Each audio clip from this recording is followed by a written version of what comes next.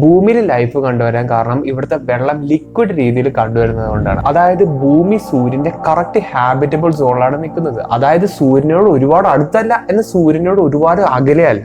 സൂര്യന്റെ അടുത്തേക്ക് പോവുകയാണെങ്കിൽ ഭൂമിയിലുള്ള വെള്ളം മുഴുവൻ ആവിയായിട്ട് ഇവോപ്പറേറ്റ് ചെയ്തു.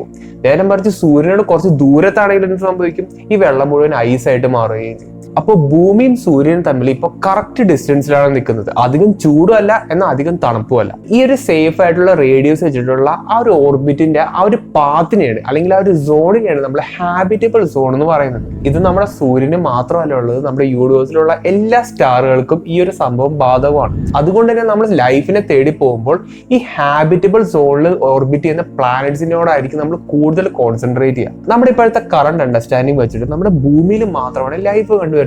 അതായത് നമ്മുടെ ഭൂമിയിലത്തെ ആ ഒരു കണ്ടീഷൻസും അങ്ങനെ ആ ഒരു സിമിലർ ആയിട്ടുള്ള കണ്ടീഷൻസ് ഉള്ള പ്ലാനറ്റ്സിലായിരിക്കാം ലൈഫ് കണ്ടുവരുന്നത്. അതല്ലെങ്കിൽ ലൈഫ് ഇവോൾവ് ചെയ്യാനുള്ള ഏറ്റവും കൂടുതൽ ടെൻഡൻസി ഉള്ളത് നമ്മുടെ ഭൂമിയിലത്തെ അതേ സിറ്റുവേഷൻ ഉള്ള പ്ലാനറ്റ്സിലായിരിക്കാം. ഈ ഒരു പാരാമീറ്റർ വെച്ച് നമ്മൾ ഒരുപാട് പ്ലാനറ്റ്സ് ഇങ്ങനെ സോർട്ട് ചെയ്ത് വെച്ചിട്ടുണ്ട്. അങ്ങനെ ലൈഫ് സസ്റ്റെയിൻ ചെയ്യാൻ നമ്മുടെ ഭൂമിനേക്കാൾ കുറച്ചുകൂടി ബെറ്റർ ആയിട്ടുള്ള ഒരു പ്ലാനറ്റ് ഉണ്ട് നിങ്ങൾ കൺസിഡർ ചെയ്യാം. നമ്മുടെ ഭൂമിയിൽ വലിയ പ്ലാനറ്റ് ആയിരിക്കാം, നമ്മുടെ ഭൂമിയിൽ ഒരുപാട് ലാൻഡ് മാസ് ഉള്ള പ്ലാനറ്റ് ആയിരിക്കാം. അങ്ങനെ എന്തെങ്കിലും ഒരു പ്ലാനറ്റ് നിങ്ങൾ കൺസിഡർ ചെയ്യാം. ഇത്തരത്തിലുള്ള ഹൈപ്പോത്തറ്റിക്കൽ ആയിട്ടുള്ള പ്ലാനറ്റ്സിനെയാണ് നമ്മൾ സൂപ്പർ ഹാബിറ്റബിൾ പ്ലാനറ്റ്സ് എന്ന് പറയുന്നത്. ഒരു സൂപ്പർ ഹാബിറ്റബിൾ പ്ലാനറ്റ് ആവാൻ സാധ്യതയുള്ള ഒരു പ്ലാനറ്റ് ആണ് കെപ്ലർ 452b എന്ന് പറയുന്നത്. ഇത് കാണുമ്പോൾ ഇത് നമ്മുടെ ഭൂമി തന്നെയല്ലെന്ന് ചിലപ്പോൾ തെറ്റിദ്ധരിക്കാം, പക്ഷെ ഇത് വേറൊരു പ്ലാനറ്റ് ആണ്. ഏകദേശം 1000ഓളം ലൈറ്റ് ഇയേഴ്സ് അപ്പുറം കിടക്കുന്ന ഒരു പ്ലാനറ്റിനാണ് നിങ്ങൾ ഇപ്പോൾ കാണുന്നത്. ഈ പ്ലാനറ്റിന്റെ പേര് നിങ്ങൾ ശ്രദ്ധിക്കുക, K452b എന്നുള്ളതാണ്. ഓക്കെ, ഇതിൽ ബി എന്ന് പറയുന്നതാണ് ആ പ്ലാനറ്റിന്റെ യഥാർത്ഥ നമ്പർ എന്ന് പറയുന്നത്. അതായത് K452 എന്നുള്ളതാണ് ആ ഒരു സ്റ്റാർ അല്ലെങ്കിൽ ആ ഒരു സൂര്യന്റെ പേര്. ഓക്കെ, അതിന് ചുറ്റുന്ന ഒരു പ്ലാനറ്റിന്റെ പേരാണ് K452b. ഇതിൽ കെ എന്ന് പറയുന്നത് കെപ്ലറിനെയാണ് ഉദ്ദേശിക്കുന്നത്, അതായത് കെപ്ലർ സ്പേസ് ടെലിസ്കോപ്പിനെയാണ് ഉദ്ദേശിക്കുന്നത്. ഒരുപാട് സ്റ്റഡീസ് പറയുന്നത് ഈ പ്ലാനറ്റ്സിൽ ഓഷ്യൻസ് ഉണ്ടെന്നും സീസ് ഉണ്ടെന്നും ഈ പറയുന്ന മനോഹരമായിട്ടുള്ള ലാൻഡ്സ്കേപ്പ് ഉണ്ടെന്നും ഒരു പക്ഷേ നമ്മുടെ ഭൂമിയിൽ അടിപൊളി പ്ലാനറ്റ് ആയിരിക്കാം ഇതെന്നാണ് ഒരുപാട് സ്റ്റഡീസ് പറയുന്നത്. ഈ പ്ലാനറ്റിന്റെ ഒരു വർഷം നമ്മുടെ ഭൂമിനോട് ഏകദേശം സിമിലർ ആണ്. അതായത് 385 ദിവസങ്ങളാണ് ഈ പ്ലാനറ്റിന്റെ ഒരു വർഷം. ഈ പ്ലാനറ്റിന്റെ ഡയാമീറ്റർ നമ്മുടെ ഭൂമിയിലും 1.6 ടൈംസ് വലുതാണ്. അതുകൊണ്ട് തന്നെ ഈ പ്ലാനറ്റിന്റെ മാസ് എന്ന് പറയുന്നത് നമ്മുടെ ഭൂമിയിലും 5 ഇരട്ടി മാസ് കൂടുതലാണ്. ഇതോടൊപ്പം തന്നെ വേറൊരു സ്പെക്കുലേഷൻ ആണ് ഈ പ്ലാനറ്റിന്റെ സർഫസിൽ ഒരുപാട് മൾട്ടിപ്പിൾ ആയിട്ടുള്ള വോൾക്കാനിക് ഇറപ്ഷൻസ് ഉണ്ടോ ഇല്ലയോ എന്നുള്ളത്. കാരണം ഈ പ്ലാനറ്റിന്റെ മാസ് ആ പ്ലാനറ്റിന്റെ വലുപ്പത്തിനനുസരിച്ച് കുറച്ച് കൂടുതലായിട്ടാണ് കണ്ടെത്തിയിരിക്കുന്നത്. അതായത് ഒരർത്ഥത്തിൽ പറഞ്ഞ നമ്മുടെ ഭൂമിയിൽ കൂടുതൽ ഡെൻസ് ആയിട്ടുള്ള പ്ലാനറ്റ് ആണ് ഇത്. ഈ പ്ലാനറ്റ് ഓർബിറ്റ് ചെയ്യുന്ന സ്റ്റാറിന്റെ പേരാണ് K452.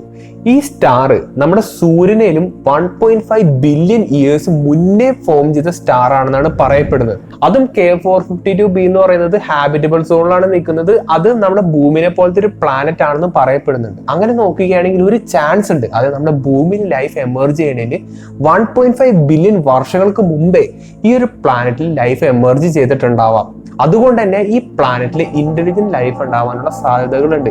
ചിലപ്പോൾ ഇന്റലിജന്റ് ലൈഫ് ആയിരിക്കില്ല. അത് പറയാൻ കാരണം നമ്മുടെ ഭൂമിയുടെ കേസ് എടുക്കുകയാണെങ്കിൽ ഡൈനോസേഴ്സ് നമ്മുടെ ഭൂമിയിൽ കോടിക്കണക്കിന് വർഷങ്ങൾ സർവൈവ് ചെയ്ത ഒരു ജീവികളാണ്. ഓക്കെ, അപ്പോ ഡൈനോസേഴ്സ് നമ്മുടെ ഹ്യൂമൻ സ്പീഷീസിനെ വെച്ച് നോക്കുമ്പോൾ ഒട്ടും തന്നെ ഇന്റലിജന്റ് ആയിട്ടുള്ള സ്പീഷീസ് ആയിരുന്നില്ല. അതുകൊണ്ട് അവിടെ ഒരു ഇന്റലിജന്റ് സിവിലൈസേഷൻ ഉണ്ടാവുമോ എന്ന ഒരു ചോദ്യത്തിന് ഒരു ഉത്തരം ശരിക്കും നമുക്ക് തരാനും പറ്റില്ല. നിങ്ങളിപ്പോ ഈ പ്ലാനറ്റിൽ കൊണ്ടിട്ടു എന്ന് വിചാരിക്കുക, നിങ്ങളുടെ വെയിറ്റ് 2 ഇരട്ടിയായിട്ട് മാറും. അതായത് ഇവിടെ നിങ്ങളുടെ വെയിറ്റ് ഒരു 70-80 കിലോ ആണെങ്കിൽ ഈ പ്ലാനറ്റിൽ നിങ്ങളുടെ വെയിറ്റ് എന്ന് പറയുന്നത് 140-160 കിലോ ആയിരിക്കും. അതായത് ഡബിൾ ആണ് ഇവിടുത്തെ ഗ്രാവിറ്റി എന്ന് പറയുന്നത്. അതുകൊണ്ട് തന്നെ നമ്മുടെ മൊബിലിറ്റി 2 ഇരട്ടി പാടായിരിക്കും നമ്മുടെ ഭൂമിയിൽ വെച്ച് കമ്പയർ ചെയ്യുമ്പോൾ. K452 എന്ന് പറയുന്ന ഈ ഒരു സ്റ്റാർ നമ്മുടെ സൂര്യനേക്കാളും 1.5 ബില്യൺ ഇയേഴ്സ് ഓൾഡർ ആണെന്ന് അറിയാം. ഓക്കെ, അതുകൊണ്ട് തന്നെ ഈ പ്ലാനറ്റിൽ വേറൊരു അവസ്ഥയും വരാൻ സാധ്യത ഉണ്ടെന്ന് ഒരുപാട് സയന്റിസ്റ്റുമാർ പറയുന്നുണ്ട്. അതായത് നമ്മുടെ K452b എന്ന് പറയുന്ന ഈ ഒരു പ്ലാനറ്റിന് നമ്മുടെ ഭൂമിനെ വെച്ച് കമ്പയർ ചെയ്യുമ്പോൾ 1.5 ബില്യൺ ഇയേഴ്സ് എക്സ്ട്രാ സൂര്യപ്രകാശം ലഭിച്ചിട്ടുണ്ട്. എവിടെ നിന്ന്? K452 എന്ന് പറയുന്ന ഈ ഒരു ഹോസ്റ്റ് സ്റ്റാറിൽ നിന്ന്.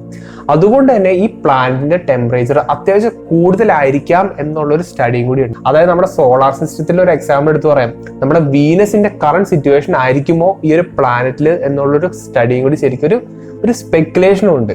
വീനസിന്റെ സിറ്റുവേഷൻ എന്ന് പറയുന്നത് മഹാമോശമാണ്. അത് നിങ്ങൾക്ക് മനസ്സിലാവുന്ന രീതിയിൽ ഞാൻ പറഞ്ഞുതരാം. നമ്മൾ ഒരുപാട് സ്പേസ് പ്രോബുകളെ വീനസിലേക്ക് അയച്ചിട്ടുണ്ട്, ഒരുപാട് റോക്കറ്റ് വഴി. ഓക്കെ, പക്ഷേ ഇതുവരെയായിട്ടും ഒരു സ്പേസ് പ്രോബിന് വീനസിന്റെ സർഫസിൽ 2 മണിക്കൂറിൽ കൂടുതൽ സർവൈവ് ചെയ്യാൻ കഴിഞ്ഞിട്ടില്ല. അത്രയ്ക്ക് ടെമ്പറേച്ചറും അത്രയ്ക്ക് അലമ്പ് ക്ലൈമറ്റ് ആണ് ശരിക്കും വീനസിലുള്ളത്. അപ്പോ ഇങ്ങനെ സംഭവിക്കാൻ കാരണം എന്താ? വീനസ് നമ്മുടെ സൂര്യനോട് കുറച്ചുകൂടി അടുത്തായതുകൊണ്ട്, അതായത് അവിടുത്തെ ചൂട് കൂടുതലായതുകൊണ്ട് അവിടെ വെള്ളത്തിന് ഒന്നും നിൽക്കാൻ പറ്റില്ല, ഇങ്ങനെ ആവിയായിട്ട് പോകുന്ന ഒരു സിറ്റുവേഷൻ ആയിരിക്കും. അതായത് ഞാൻ ഹാബിറ്റബിൾ സോണിന്റെ ആ ഒരു കേസിൽ ഞാൻ പറഞ്ഞതാണ്. അപ്പൊ പ്രസന്റ് വീനസിന്റെ അതേ സിറ്റുവേഷൻ ആയിരിക്കുമോ ഈ ഒരു പ്ലാനറ്റിന് എന്നൊരു സ്പെക്കുലേഷനും കൂടി ഇതിന്റെ ഇടയ്ക്കുണ്ട്. നിങ്ങളിപ്പോ ഈ കാണുന്നതാണ് ഗ്ലീസ് 667 എന്ന് പറയുന്ന ഒരു സ്റ്റാർ സിസ്റ്റം. ഞാനിവിടെ സ്റ്റാർ സിസ്റ്റം എന്നാണ് പറഞ്ഞത്. അതായത് 3 സ്റ്റാറുകൾ കൂടി ഉണ്ടാവുന്ന ഒരു സ്റ്റാർ സിസ്റ്റം ആണ് നിങ്ങളിപ്പോ ഈ കാണുന്നത്. നമ്മുടെ ഭൂമിയിൽ ഏകദേശം 23 ലൈറ്റ് ഇയർ അപ്പുറം നിൽക്കുന്ന ഒരു സ്റ്റാർ സിസ്റ്റം ആണ് ഇത്. ഈ സ്റ്റാർ സിസ്റ്റത്തിലത്തെ ഏറ്റവും വലിയ സ്റ്റാർ ആണ് ഗ്ലീസ് 667A. ഇതൊരു കെ ടൈപ്പ് സ്റ്റാർ ആണ്. ഈ സ്റ്റാറിനെ നമ്മുടെ സൂര്യനുമായിട്ട് കമ്പയർ ചെയ്യുമ്പോൾ നിങ്ങൾക്ക് കുറച്ചും കൂടി ഐഡിയ കിട്ടും. സൂര്യന്റെ 76% റേഡിയസ് മാത്രമാണ് ഇതിനുള്ളത്. പക്ഷെ സൂര്യനെ വെച്ച് കമ്പയർ ചെയ്യുമ്പോൾ വളരെ കൂളറായിട്ട് കത്തുന്ന ഒരു സ്റ്റാർ ആണ്. അതായത് ഈ സ്റ്റാർ എമിറ്റ് ചെയ്യുന്നത് നമ്മുടെ സൂര്യന്റെ വെറും 12% ലൈറ്റ് മാത്രമാണ്. ഈ സ്റ്റാറിൽ നിന്ന് 12-13 ആസ്ട്രോണോമിക്കൽ യൂണിറ്റ്സ് മാറിക്കഴിയുമ്പോഴാണ് ഈ സ്റ്റാർ സിസ്റ്റത്തിന്റെ രണ്ടാമത്തെ സ്റ്റാറിനെ നമുക്ക് കാണാൻ പറ്റുന്നത്. ഇതിന്റെ പേരാണ് ഗ്ലീസ് 667b. മറ്റേത് എ ആയിരുന്നെങ്കിൽ ഇത് ബി. ഇത് നേരത്തെ പറഞ്ഞ പോലെ ഒരു കെ ടൈപ്പ് സ്റ്റാർ ആണ്, ഒരു റെഡ് ഡ്വാർഫ് ആണ്. നമ്മുടെ സൂര്യന്റെ 69% മാസമുള്ള ഒരു ചെറിയ സ്റ്റാറും കൂടിയാണ് ഇത്. അതോടൊപ്പം തന്നെ നമ്മുടെ സൂര്യന്റെ വെറും 5% ബ്രൈറ്റ്നെസ് മാത്രമാണ് ഈ സ്റ്റാറിനുള്ളത്. അതായത് അത്യാവശ്യം ഫെയിന്റ് ആയിട്ടുള്ള ഒരു സ്റ്റാർ ആണ്. എന്നാൽ ഇതിനേലും ചെറിയ സ്റ്റാർ ആണ് ഈ സ്റ്റാർ സിസ്റ്റത്തിന്റെ മൂന്നാമത്തെ സ്റ്റാർ. ഇതിന്റെ പേരാണ് GL667c. ഇതൊരു എം ടൈപ്പ് റെഡ് ഡ്വാർഫ് ആണ്. അതായത് നമ്മുടെ സൂര്യനിലും വളരെയധികം ചെറുതും വളരെയധികം കൂളറായിട്ടും കത്തുന്ന ഒരു സ്റ്റാർ ആണ് ഇത്. പക്ഷെ ഈ സ്റ്റാറിന് ചെറിയ വലുപ്പം കണ്ട് ആരും തന്നെ തെറ്റിദ്ധരിക്കേണ്ട. കാരണം ഈ സ്റ്റാറിന് ഒരു പ്ലാനറ്ററി സിസ്റ്റം ഉണ്ട്. അതായത് 6 പ്ലാനറ്റുകളുള്ള ഒരു പ്ലാനറ്ററി സിസ്റ്റം ഉണ്ട്. അതിൽ തന്നെ 4 പ്ലാനറ്റും ഹാബിറ്റബിൾ സോണിൽ ഉണ്ടെന്നുള്ളതാണ് ശരിക്കും വളരെ ഫാസിനേറ്റിംഗ് ആയിട്ടുള്ള ഒരു കാര്യം. ഇത്തരത്തിലുള്ള ഒരു പ്ലാനറ്ററി സിസ്റ്റത്തിന് വളരെ റെയർ ആയിട്ടാണ് നമ്മുടെ യൂണിവേഴ്സിൽ കണ്ടുവരുന്നത് എന്നുള്ളതാണ് അടുത്തൊരു വാസ്തവം. അതും ഈ ചെറിയ സ്റ്റാറിന് ചുറ്റും ചുറ്റുന്ന ഈ പ്ലാനറ്റുകളില്ലേ, നമ്മുടെ ഭൂമിയിലും വലിയ പ്ലാനറ്റുകളാണ്. അതാണ് ഇവിടുത്തെ വേറെ കോമഡി. അതായത് സൂപ്പർ എർത്ത് കാറ്റഗറിയിൽ പെടുന്ന പ്ലാനറ്റുകളാണ് ശരിക്കും ഇതിന് ചുറ്റും ഓർബിറ്റ് ചെയ്യുന്നത്. ഈ പ്ലാനറ്ററി സിസ്റ്റത്തിന്റെ ആദ്യത്തെ പ്ലാനറ്റിന്റെ പേരാണ് GL667cb. അതായത് നമ്മുടെ ഭൂമി, അതായത് നമ്മുടെ സോളാർ സിസ്റ്റത്തിന്റെ മെർക്കുറി എന്ന പോലെ തന്നെ ഈ പ്ലാനറ്റിലത്തെ ആദ്യത്തെ പ്ലാനറ്റ് ആണ് ഇത്.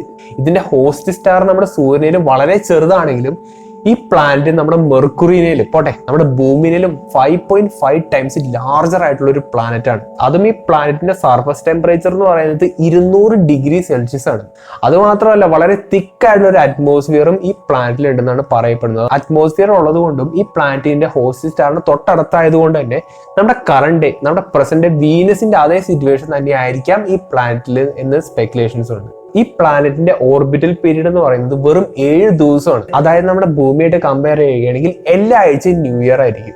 ഇതും കഴിഞ്ഞ് വരുന്ന പ്ലാനറ്റ് ആണ് GL667cc.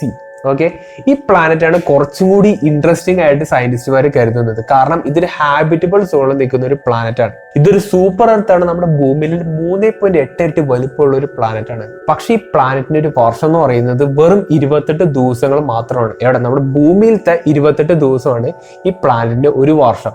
ആ ഒരു പോയിന്റിൽ നിന്ന് തന്നെ നമുക്കൊരു കാര്യം മനസ്സിലാക്കാൻ പറ്റും. ഈ പ്ലാനറ്റും ഈ ഹോസ്റ്റ് സ്റ്റാറും വളരെ അടുത്ത് തന്നെയാണ് ഇങ്ങനെ ഓർബിറ്റ് ചെയ്തുകൊണ്ടിരിക്കുന്നത്. ഭൂമിയുടെ തൊട്ടടുത്തുള്ള ഒരു സെലസ്റ്റിയൽ ഒബ്ജക്റ്റ് ആണ് നമ്മുടെ മൂൺ. അതുകൊണ്ട് തന്നെ ഭൂമിയും മൂണും ടൈഡലി ലോക്ക്ഡ് ആണ്. അതായത് ഭൂമിയും ചന്ദ്രനും എപ്പോഴും ഒരേ ഫേസ് തന്നെയാണ് കണ്ടുകൊണ്ടിരിക്കുന്നത്. അതുപോലെ തന്നെ GL667cc എന്ന് പറയുന്ന ഈ ഒരു പ്ലാനറ്റും അതിന്റെ ഹോസ്റ്റ് സ്റ്റാറും തമ്മിൽ ടൈഡലി ലോക്ക്ഡ് ആണ്. അതായത് ഈ ഹാബിറ്റബിൾ സോണിൽ നിൽക്കുന്ന ഈ പ്ലാനറ്റിൽ നമ്മൾ നിൽക്കുക എന്ന് വിചാരിക്കാം. അതിന്റെ ഒരു സൈഡ് എപ്പോഴും രാവിലെ ആയിരിക്കും, ഒരു സൈഡ് എപ്പോഴും രാത്രി ആയിരിക്കും. അതായത് ഈ പ്ലാനറ്റിന് പകരം നമ്മുടെ ഭൂമിയാന്ന് വിചാരിക്കാം. ഇന്ത്യയിൽ എപ്പോഴും രാവിലെ ആയിരിക്കും, അമേരിക്കയിലും അല്ലെങ്കിൽ ഭാഗത്ത് എപ്പോഴും രാത്രി ആയിരിക്കും. അത് ഒരിക്കലും മാറുകയില്ല. ആ ഒരു അവസ്ഥയാണ് ശരിക്കും ഈ പ്ലാനറ്റിനുള്ളത്. സംഭവം ഈ പ്ലാനറ്റ് അതിന്റെ ഹോസ്റ്റ് സ്റ്റാറിനെ തൊട്ടടുത്ത് കൂടിയാണ് ഇങ്ങനെ ഓർബിറ്റ് ചെയ്യുന്നതെങ്കിലും സൂര്യന് ഭൂമിയിൽ നിന്ന് കിട്ടുന്ന സൂര്യപ്രകാശത്തെക്കാൾ 10% കുറവാണ് ഈ ഒരു ഹോസ്റ്റ് സ്റ്റാറിൽ നിന്ന് ഈ പ്ലാനറ്റിന് കിട്ടുന്നത്. അതിന്റെ മെയിൻ കാരണം ഈ സ്റ്റാർ വളരെ ചെറുതും വളരെ കൂളറും വളരെ ഫെയിന്റ് ആയിട്ട് കത്തുന്ന ഒരു സ്റ്റാർ ആയതുകൊണ്ടാണ്. ഈ ഒരു പ്ലാനറ്റിൽ നമ്മൾ നിൽക്കുകയാണെങ്കിൽ ഇതിന്റെ ആകാശം എപ്പോഴും ഒരു റെഡ് കളറായിരിക്കും. അതോടൊപ്പം തന്നെ ഈ ഒരു പ്ലാനറ്റിന്റെ ഗ്രാവിറ്റി നമ്മുടെ ഭൂമിയെക്കാളും 60% കൂടുതലാണ്. ഇതൊരു ഹാബിറ്റബിൾ സോണിൽ നിൽക്കുന്ന ഒരു സൂപ്പർ എർത്ത് പോലത്തെ ഒരു പ്ലാനറ്റ് ആണെങ്കിലും ഈ പ്ലാനറ്റും ഇതിന്റെ ഹോസ്റ്റ് സ്റ്റാറും തമ്മിൽ അധികം ദൂരത്തൊന്നല്ല നിൽക്കുന്നത്. അതുകൊണ്ട് തന്നെ ഇവിടെ സോളാർ ഫ്ലെയറിനുള്ള സാധ്യതകളുണ്ട്. അതായത് ഈ സ്റ്റാർ ചെറുതായിക്കോട്ടെ വലുതായിക്കോട്ടെ, അതിന്റെ സോളാർ ഫ്ലെയറിന്റെ എഫക്റ്റ് വളരെ ക്രൂഷ്യലാണ്. അതായത് ഈ പ്ലാനറ്റിന് ഫ്രീക്വന്റ് ആയിട്ട് സോളാർ ഫ്ലെയർ കിട്ടുകയാണെങ്കിൽ അവിടെ ഒരിക്കലും ലൈഫിന് സസ്റ്റെയിൻ ചെയ്യാൻ പറ്റില്ല. അക്കോർഡിംഗ് ടു നമ്മുടെ ഇപ്പോഴത്തെ ഒരു അണ്ടർസ്റ്റാൻഡിങ് വെച്ചിട്ട് ഒരിക്കലും അങ്ങനത്തെ ഒരു സിറ്റുവേഷൻ ഉണ്ടാവില്ല. ഇതുപോലെ തന്നെ നമ്മുടെ യൂണിവേഴ്സിൽ ഒരുപാട് പ്ലാനറ്റുകൾ ഇങ്ങനെ അവിടെ ഇവിടെയായിട്ട് ഇങ്ങനെ ഒളിച്ചിരിക്കുന്നുണ്ട്. ഒറ്റ നോട്ടത്തിൽ ചില പ്ലാനറ്റുകളൊക്കെ വളരെ മനോഹരമായിട്ടുള്ള പ്ലാനറ്റ് ആയിരിക്കാം, പക്ഷെ അടുത്തെത്തുമ്പോഴാണ് അതിന്റെ ഗുരുതരമായിട്ടുള്ള സിറ്റുവേഷൻ നമ്മൾ അറിയുന്നത്. ചില പ്ലാനറ്റുകളൊക്കെ കാഴ്ചയിൽ വളരെ മോശമായിട്ട് തോന്നിയെങ്കിലും അത് വളരെ അധികം ഹാബിറ്റബിൾ ആയിട്ടുള്ള പ്ലാനറ്റും ആയിരിക്കാം. അങ്ങനെ വളരെ മിസ്റ്റീരിയസ് ആയിട്ടുള്ള ഒരു യൂണിവേഴ്സിലാണ് നമ്മളെല്ലാവരും ജീവിക്കുന്നത്. അപ്പൊ സൂപ്പർ ഹാബിറ്റബിൾ പ്ലാനറ്റ്സ് എന്താണ്, അതിന്റെ ഏറ്റവും ഇൻട്രസ്റ്റിംഗ് ആയിട്ടുള്ള 2 എക്സാമ്പിൾസ് ആണ് ഞാൻ ശരിക്കും ഈ വീഡിയോയിൽ എക്സ്പ്ലെയിൻ ചെയ്തത്. അപ്പോൾ നല്ലൊരു ടോപ്പിക്കായിട്ട് ഞാൻ അടുത്ത വീഡിയോ കാണാം.